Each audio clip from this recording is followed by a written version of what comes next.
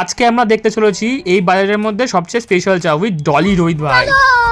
Hello বন্ধুরা, আমার সাথে আছে রোহিত, আর আমরা দুজন 10 টাকা নিয়ে চলে এসেছি সব থেকে ভালো চা দেখার জন্য। আর সেই কারণে আমরা চলে গেলাম পাড়ার সব থেকে ভালো একটা দোকানে, সেখান থেকে আমরা চাটা কালেক্ট করে দিলাম। ভাই শীতকালে গরম গরম চা তো হেভি লাগে, যদিও আমি চা খাই না তাও। আর এর সাথে আমরা ঘরে বানানোর জন্য নিয়ে দিলাম দুধ, তারপর ঘরে বানানোর জন্য নিয়ে দিলাম সসপেন আর চা পাতা। আমি তো এখানে চা করতে থাকি, তোমরা এখন মিনি ব্লগ চ্যানেলটা সাবস্ক্রাইব করে পাশে দেখো। আর গাইস, আমরা ঘরে চা বানানো শুরু করে দিয়েছি, আর আমাদের সঙ্গে চলে এসেছে ডলি চায়ওয়ালা।